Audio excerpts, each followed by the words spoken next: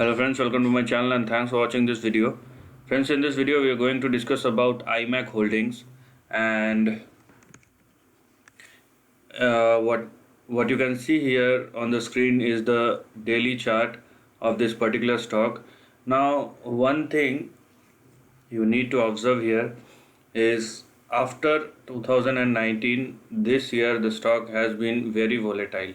Okay, when I'm saying volatile, you can see that when the stock moves up, it probably moves up with a gap up, and it could rise to a certain point where everybody could probably throw out their towel, and none of them actually try to cover when it started falling down.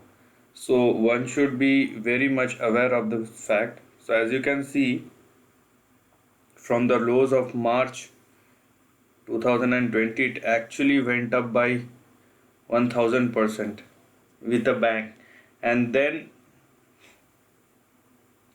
since then the stock has been falling down.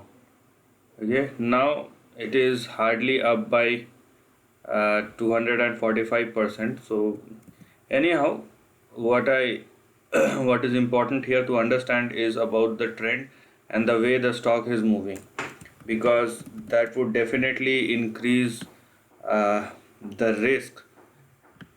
Because if the stock moves like this, obviously it's very hard for anybody to catch up the trend. And if somebody who is not professional in trading or in short term, obviously they can burn their fingers as well. Okay, so one should be very much aware and be practical about their approach or in their approach. So this is how the trend looks like for the time being. Okay, let me just talk to you about the trend. So as the stock is moving, so there is one more thing or one more line. Okay, here we have.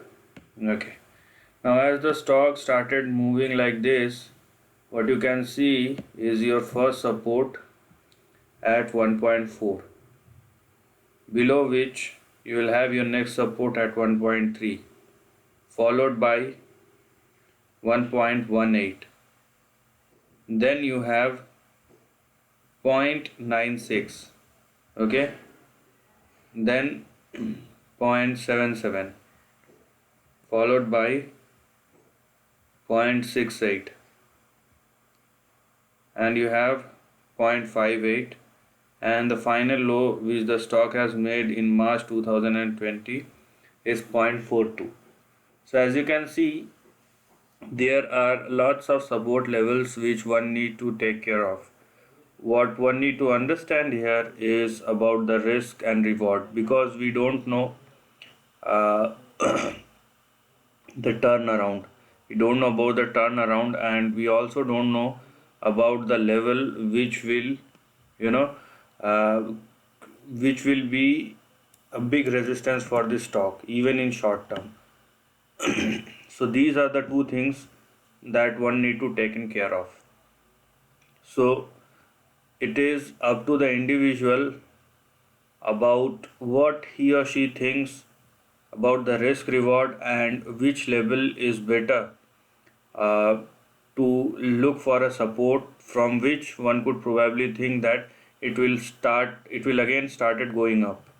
Okay, so because when you have lots of support level like this and you have your stock which is very volatile in nature, it's very hard for anybody, you know, to trail their stop losses, even to think that this is the stop loss beyond which the stock could move up or fall down. So one should be very vigilant about those things. Okay, so you must understand this before entering into this kind of trade, specifically in this stock. Now, as we have talked about the trend on the downside, on the upside you have your first target or resistance at 2.4, followed by 2.5.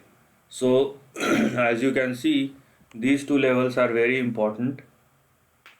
and uh, the stock has tried couple of times, actually three times, visited these two levels and falls back. So these two can become your resistance levels. Once the stock, once the stock uh, moves above or make a breakout above 2.6 or $2.7, then you will have your next target, which will be in between 5 and 5.5.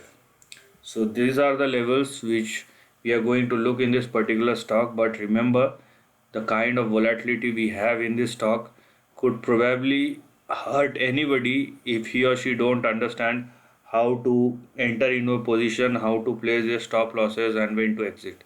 So this is the end of the video. If you like this content, do share your thoughts in the comment section and subscribe my channel.